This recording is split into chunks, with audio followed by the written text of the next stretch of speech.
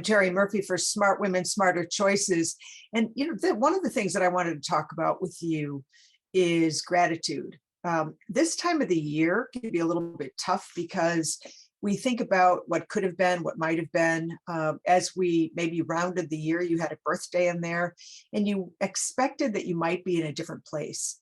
And the one thing that we all know that we have is the ability to create, because where you are right now, on some level, you created. Nobody grabbed you and said, well, you're going to live in New Jersey.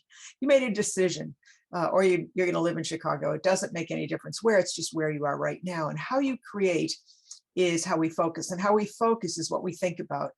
And I will tell you that it's tough sometimes to wrangle in your thinking, because we always want more as humans.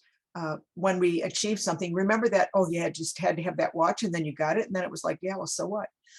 It's because things don't make us happy. Things don't make us feel fulfilled. Relationships too.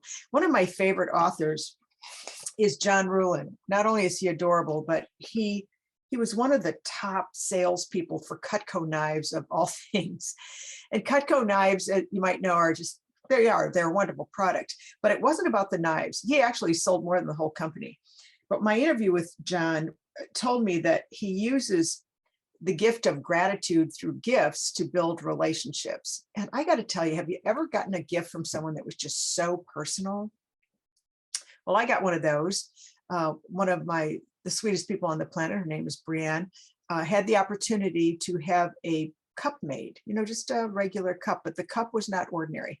The cup had my whole life literally mapped out on it by an artisan. And the artisan himself recorded a video in a beautiful box. And it was so heart-stopping, because it was so utterly personal that it created an aha moment. And it made me feel a huge amount of love and gratitude for someone who had recognized me for what I had done, but more importantly for who I was, because it really mapped out all of that. And so what I was going to tell you was, Giftology is a great little book. It's a book that talks to us about the art and science of using gifts to increase referrals and strengthen client retention. But when you really talk to John, he talks about, and you'll notice I've marked this 100 places, because I have literally put stickies all over this book, because there's so many beautiful moments in here that tell us more about, it's not about the gift, it's about the thought, it's about the energy, it's about the demonstration. The 5 love languages tell us about that. They talk about, is it gifts of service, which is one of my favorites?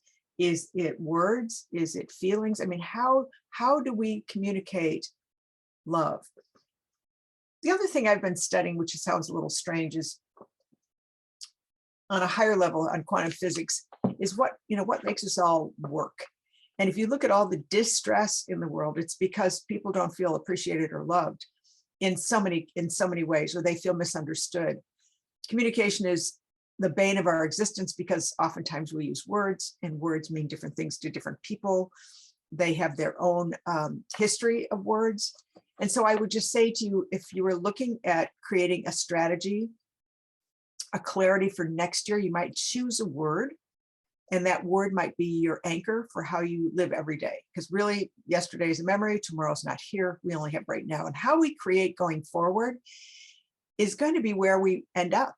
Because if you look at all the terrible things that are going on, all you're going to see are terrible things. If you look at all the beauty and the magnificence of what happens, even in the face of disaster, it changes how your energy vibrates. And when we vibrate at a higher energy, we get different results.